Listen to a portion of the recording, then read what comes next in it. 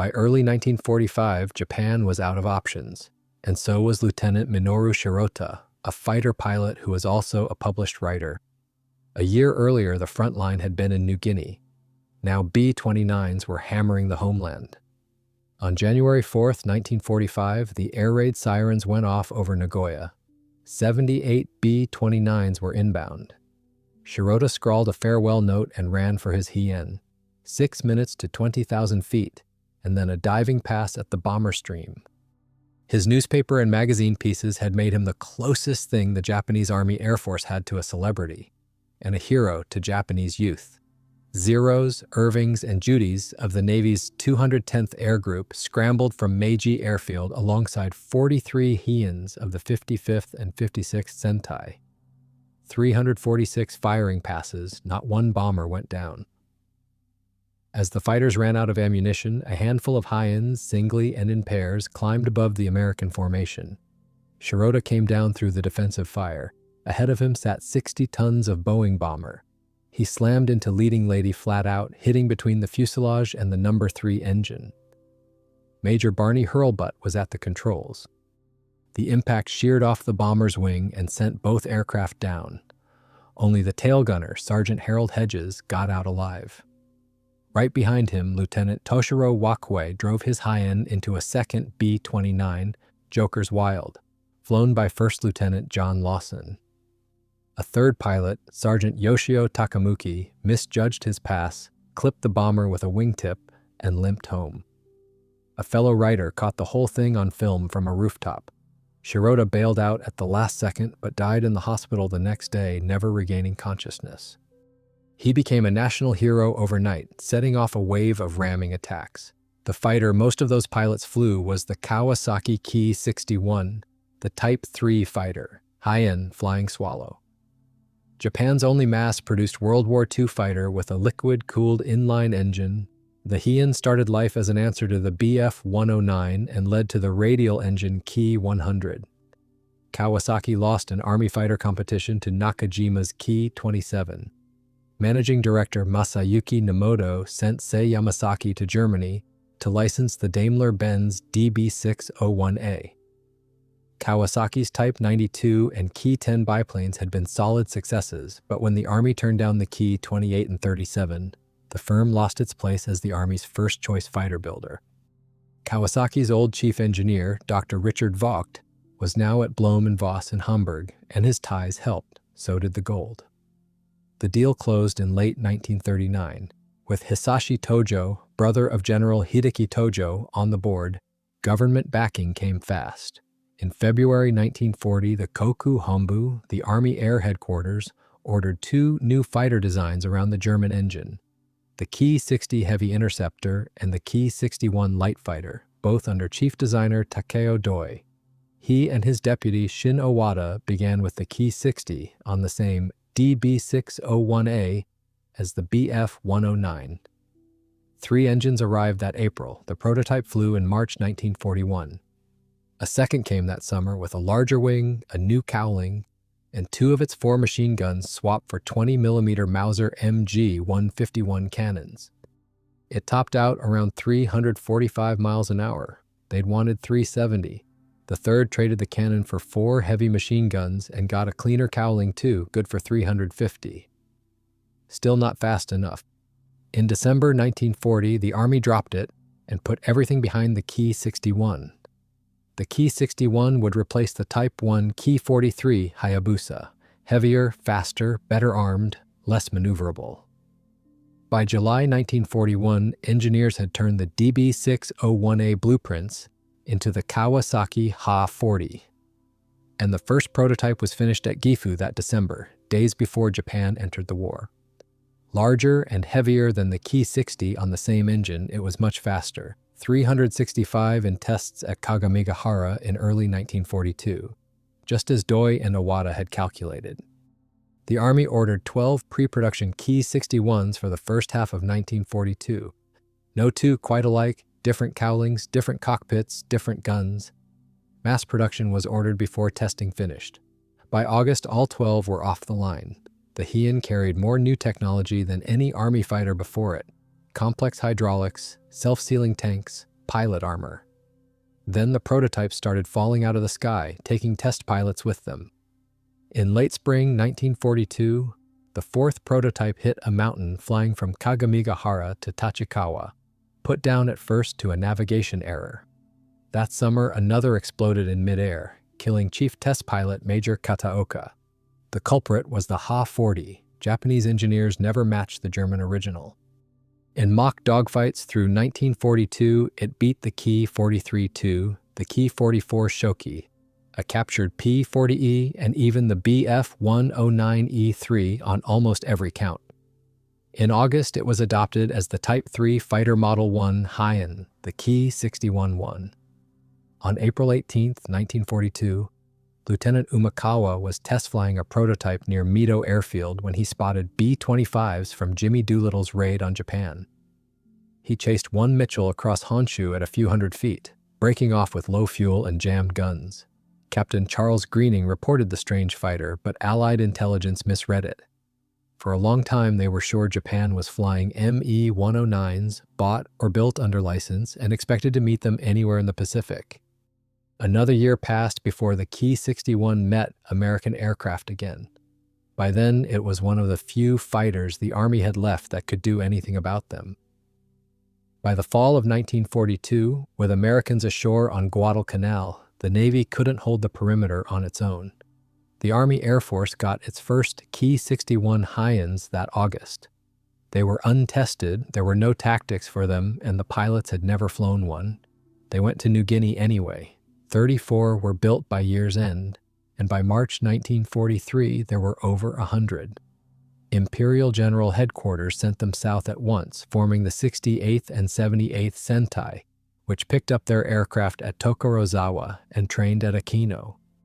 From April, both reached Rabaul and joined the 4th Air Army on New Britain to hold the Solomons and move into New Guinea. The plan called for an even split of Army and Navy squadrons there, but losses in transit killed it. A carrier took the 78th to Truk in late April, and it flew on to Rabaul. Inexperienced pilots, bad engines, and crude radio navigation proved fatal. On the first ferry flight, 18 of 30 got lost and went into the water off the reefs. Most were picked up. On another, faulty drop tank valves on the Ki-61-1A drained the main tanks and put most of the formation in the sea. The 68th came south in May from the Ryukyus to Formosa, the Philippines, and along New Guinea's north coast to Rabaul. By the end of the month, the two units had barely 30 Ki-61s there, and a lot of their best pilots were dead before they ever fired a shot. 4th Air Army aircraft crowded Vunakanau and Lakunai, over 300 by mid-June, and more came, including the 33rd Sentai on the Hien, as headquarters pulled units from Indochina, Burma, China, and Manchukuo. The job was escorting convoys to New Britain and New Ireland, standing air defense over New Guinea and hitting the Solomons. American reconnaissance finally photographed the new fighter at Vunakanau. Analysts first thought of the code name Mike, since the profile looked like the German Bf-109, then decided it must be Italian because it looked like a Machi C-202. So it got an Italian name, and Tony stuck. The move to New Guinea started in June 1943. Through July and August, most of the 6th Air Division's 324 aircraft went to Wewak. Another 150 came from the 7th Air Division, more from Ambon. It was finished on September 20th. It was still underway when the 5th Air Force struck. For the first time, Japanese and American squadrons shared an island, the Owen Stanleys between them. The Ki-61-1A was soon joined by the Ki-61-1B and 4 12.7mm Type 1 guns, roughly 50 cal class. The Ki-43 Hayabusa, Oscar to the Allies, was still the most common fighter there, but the Hien bore the brunt. Convoys from Rabaul to Wewak and air defense alerts. Without radar, that was hopeless. Raiders caught aircraft on the ground, and with Allied bases over the mountains, interceptors often took off under attack. The hammer fell on the night of August 17th. Allied intelligence had tracked the buildup since May, and once the fields held over 200 fighters, the 5th Air Force went in as troops landed at Leh and Salamaua. Bombers escorted by 74 P-38 Lightnings caught Wewak and Borum by surprise and came back next morning. Over 5 days, the 4th Air Army lost about 250 aircraft, most burned on the ground. On the morning of August 18th, the Japanese lost 28 of 30 fighters, the Allies 3. Still, more than a dozen Japanese pilots made ace on the Hien over the next year. Most were killed, a few flew it later over the Philippines and Japan. Bombing wasn't the only problem. The Ha-40 overheated constantly in the tropics, and alert flights idled for hours to cut scramble times, eating into an already short engine life. Wewak dust went through the standard filters and ruined bearings, so mechanics made their own from dried pumpkin pulp. Malaria and fungal infections put crews out of action, and replacements from Japan came nowhere near fast enough. By November 1943, output hit 100 aircraft a month, later 150, yet hundreds of new Hiens reached New Guinea needing repairs, and a spares shortage left many grounded. Kawasaki gave part of the factory over to spares, and fewer whole aircraft came out. Maintenance was no better. There were almost no trained technicians, and leaking hydraulics and radiators never got fixed. Grounded Hiens piled up in the jungle, several stripped to keep one flying. A spares convoy was all but wiped out on the way. The only depot was on Halmahera, far from Wewak, and an engine change meant a trip by sea to Manila. Pilots still preferred it to the Ki-63, sluggish by Japanese standards, but it outturned Allied types until the Hellcat and the Mustang arrived, took hits well, outfought P-40s and P-39s, and could dive away from all but the P-38. The armor let them press attacks home, and the Allies raided the Tony, their most dangerous opponent, over New Guinea. After the catastrophic losses at Wewak, the 4th Air Army began evacuating on March 15, 1944, moving headquarters west to Hollandia. The Allies followed. By April 15th, about 340 aircraft were destroyed there, mostly on the ground. By the end of spring, it had ceased to be a fighting force, and New Guinea was gone. On December 30th, 1943, the Allies got their hands on a nearly intact Hien from the 68th Sentai at Cape Gloucester. American pilots found the fighter they codenamed Tony a joy to fly but hard to keep running. The Army Air Force never recovered. 95% of its pilots with over 300 hours were gone.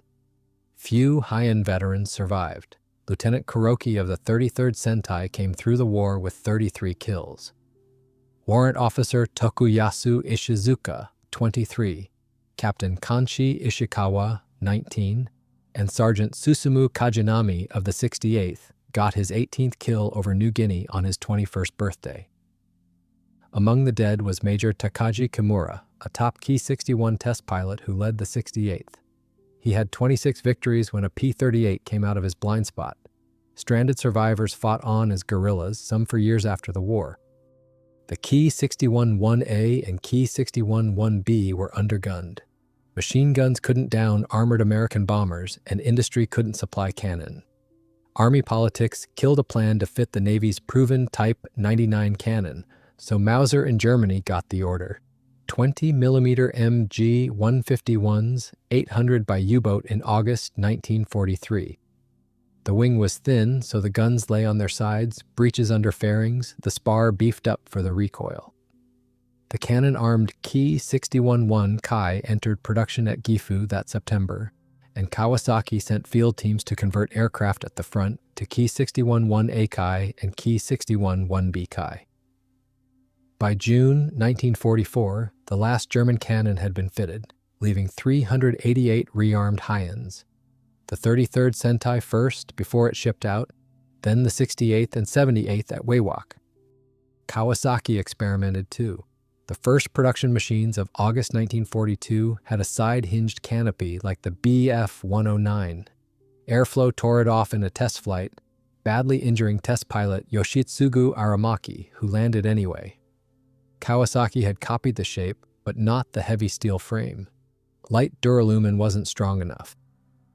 In summer 1943, a rebuilt Ki-61-1A tested a laminar flow wing with the evaporative cooling Doi had designed for the Ki-64.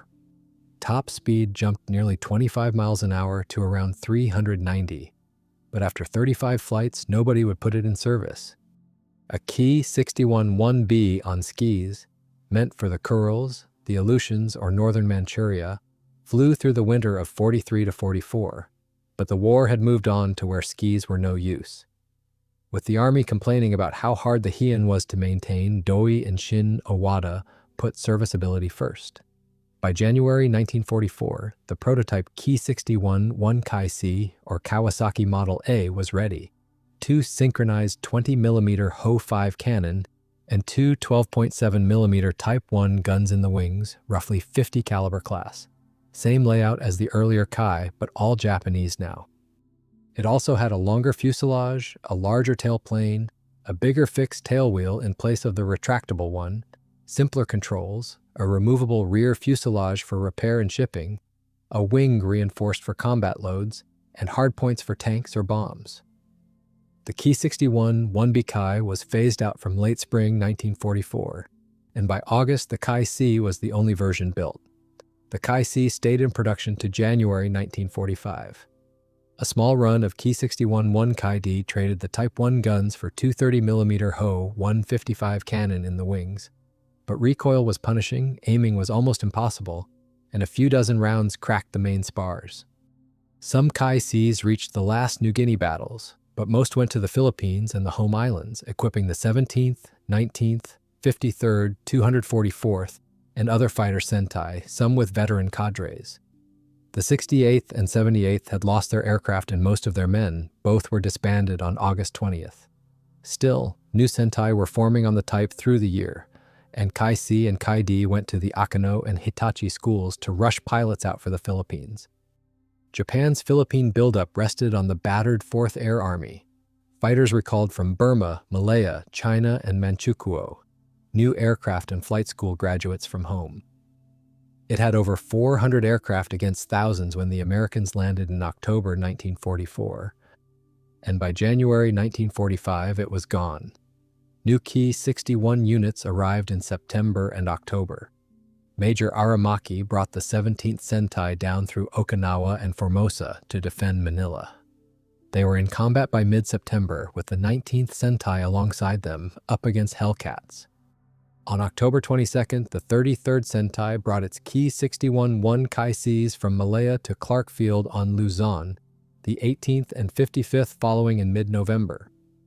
By late November, the 55th's pilots were nearly all dead near Leyte. By mid-December, resistance there was over, and by December 22nd, Clark Field was gone. Wrecked airframes piled up on almost every field in the Philippines, and a lot of them were Tonys. On January 11th, 1945, 2 Americans in P-51 Mustangs found a Japanese Navy G-4M Betty transport escorted by 12 Tonys. Outnumbered 6-1, they downed 9 Tonys and the Betty, which carried senior naval commanders fleeing the islands. Major Bill Shomo, who got the transport, was awarded the Medal of Honor. Airmen without aircraft took to the Luzon Mountains as guerrillas. With the Philippines lost, the fight came home, the Tony's finest hour, and its most hopeless. Raids on the home islands had started in the summer of 1944 and surged after Saipan fell. Japan was split into 3 defense zones, Eastern, Central, and Western, under the 6th Air Army, with Hiens in every sector. The Ki-61 was the main fighter defending the capital. By the spring of 1945, it was famous enough to appear on a postage stamp. Tokyo, under the 10th Air Division, was held by the elite 244th Sentai under Major Teruhiko Kobayashi, with Hiens in the 18th and 53rd in the east, and the 17th and 56th in the center and the west. Training units joined in, and in April 1945, the Hien was the primary army fighter over Okinawa.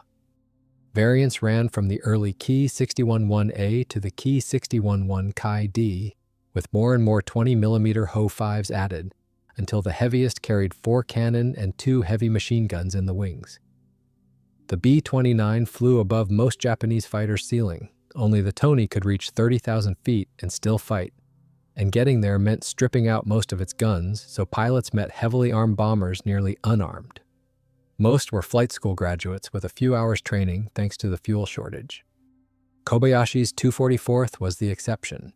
He flew from the beginning of the war to the end and finished with 20 kills, 10 of them superfortresses, and his pilots attacked in 5s and 6s from high off the nose, or fired into the cockpit in beam passes. In the center, the 17th was led by Aramaki again. In the west, only Lieutenant Colonel Furukawa's 56th got a few of the latest Ki-61-2s. Warrant Officer Tokuyasu Ishizuka, a veteran of Nomonhan, brought down 4 B-29s. There were others, Kodama of the 53rd, Takahashi of the 55th, sent north to Kyushu in January. With the B-29 so hard to shoot down and kamikaze successes filling the press, pilots came to see ramming as the only sure way to bring one down, and the Ki-61 was strong enough to try it. It was not suicide. The fighter set up above the bomber, rolled in at about 30 degrees, firing all the way down, and hit the wing, its weak spot. Less exposure than a firing pass and a good chance to bail out. The volunteers formed a special unit, the Shinten Seikutai, the Heaven Shakers. What they did had a name, Tayatari, body ramming. In November 1944, Lieutenant Shinomiya rammed a B-29, slicing off its tail with his wing, and landed safely. He was an instant hero. His battered Ki-61 went on display in the main hall of the Matsuya department store in Tokyo through the new year. Kobayashi survived 2 rammings, and another Shinten Seikutai pilot, Nakamura, brought down 2 bombers the same way and survived the war, but for most the mission was their last. And then, on January 4th, Shirota did it over Nagoya with reporters watching, and the idea spread. By late January, interceptors and rammings multiplied. On the January 27th Tokyo raid, 984 fighter passes were logged, 5 B-29s went down over the target, and crews claimed 60 fighters destroyed, 17 probables, and 30 damaged. By 1945, special attack missions were routine, with home defense pilots volunteering for the Special Attack Corps, their Hiens carrying a 250-kilo bomb for ships, call it 500 pounds.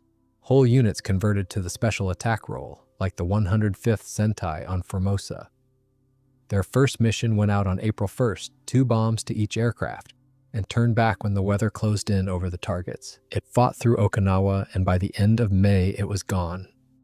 Takeo Doi's answer was more power. In 1942, he and Shin Owada began an updated Ki-61 around an uprated Ha-40, the 1,500 horsepower Ha-140. The Army approved it that September, and the design was settled by March 1943. The Ki-61-2 got a bigger wing, reinforced tail, new canopy, and a target of 400 miles an hour. The prototype was ready that August. December tests found the Ha-140 far from finished, and the wings and fuselage deforming in flight. After 8 prototypes, the project was halted in January 1944. They redesigned the fuselage and took the Ki-61 1-Kai-C's wings. The first Ki-61 2-Kai came in April 1944. It never hit that speed, but no Japanese fighter flew better high up. 26 pre-production machines followed by September, and the Ki-61 2-Kai-A entered full production at year's end. Ha-140 deliveries to Kagamigahara then fell behind, and nearly 200 earlier Ki-61 1-Kai-C airframes sat waiting for Ha-40s. With too few HA-40s, parallel HA-140 production was impossible, so Kawasaki fitted whatever it could get. By late December, over 200 had backed up, 146 of them Ki-61 1-Kai-C. By January, it was 230, sitting outside the factory with nothing to put in the nose. Of 374 Ki-61 2-Kai airframes built, about 30 were lost to American airstrikes and 275 never got engines. Only about 70 reached Frontline units in early 1945. The Ki-61 2-Kai carried 2 12.7mm Type 1 machine guns and 2 20mm Ho-5 cannons. About 30 became Model 2Bs with 4 20mm guns. Both took a 250-kilo bomb under each wing. At last, the Army had a fighter that could get above 32,000 feet and reach the B-29s. They went to the 18th, 55th, 56th, and 244th Sentai, later the 17th, 19th, and 59th, and to the Tayatari units, which flew them with the guns taken out. In February 1945, American carrier aircraft reached the home islands for the first time, then P-51D Mustangs from Iwo Jima. After Okinawa fell, British carriers joined in July. To defend Tokyo that summer, the Army and Navy could muster about 200 fighters. Doi later admitted the engine should have been dropped at the start. Kawasaki compromised elsewhere, planning to build in wood to save aluminum, as in the all-wood Ki-61 1 Kai-E, which never reached production. But not on the engine. Kawasaki built the Ha-40 and Ha-140 in its own factories, and wanted to keep the whole thing in-house. Kawasaki kept going while the Koku Hombu was working toward something different. The Ki-61 2 Kai-C got a bubble canopy and was meant for mass production as the Ki-61 3. A few prototypes went to the 56th Sentai for trials around Osaka and Kobe. The concept evolved into the Ki-100, but that's another story.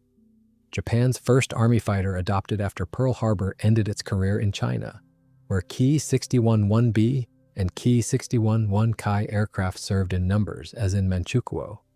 The nationalists repainted the ones they captured in Chinese markings and displayed them as trophies. One served long enough to reach Taiwan after Chiang Kai-shek's retreat. The communists put surviving Hiens from Manchuria and Beijing into their own air force, flown by the same Japanese pilots who'd been fighting the Chinese a few months earlier. They served into the late 1940s, replaced by captured P-51D Mustangs and Soviet La-11s, the last Hiens flying long after the war they were built for. More than 20 Sentai flew the Hien at one time or another, and almost none of them ended well. Over the Philippines, Major Yoshitsugu Aramaki's 17th Sentai fought on Ki-61s across Luzon and Leyte, took Ki-100s and ended the war on Taiwan. Major Takefumi Kododa's 18th fought the same campaign, then came home to defend the eastern sector on Ki-100s. The 19th held Manila's skies, then fell back through Taiwan, Okinawa, and Kyushu. Major Takahashi's 55th worked between Japan and the Philippines until Leyte wiped it out. Rebuilt from scratch, it guarded the central sector. The 65th ranged over the Philippines, Okinawa, Taiwan, and Japan before converting to the Ki-45 Kai, and the 33rd fought from New Guinea to Manchuria and finished in the Dutch East Indies. Back home, there were more of them. The 23rd Sentai, a training unit thrown into defending Chiba, re-equipped with Ki-84s. The 28th held the same eastern sector, then re-equipped entirely with the Ki-102. The 53rd traded its Hiens for the Ki-45 Kai. The 56th covered center and west to the last day. Western Japan and Okinawa were the 59th's beat, under ace Captain Akira Onozaki, 28 confirmed victories. Ki-100s came in the summer of 45. Best known was Major Kobayashi's 244th, on home defense over the central and then eastern sector before it too took Ki-100s. The 26th spent its whole war over Taiwan. Some units vanished. The 68th went from Manchuria to New Guinea and died there. The 78th fought over Rabaul and New Guinea and went the same way.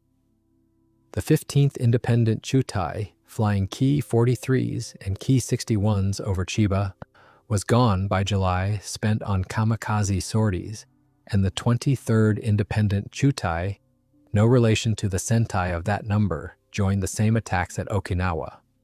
The rest were training units pulled into the fighting. The 8th and 38th Training Chutai flew Hiens on home defense, and the 37th fought on Taiwan and Okinawa.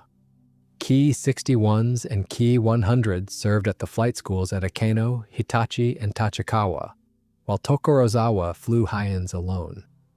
The Hien never became the fighter Kawasaki drew on paper. The engine saw to that. But it was the one the Army kept sending up, from New Guinea to the skies over Tokyo, and it was still flying when the war ended.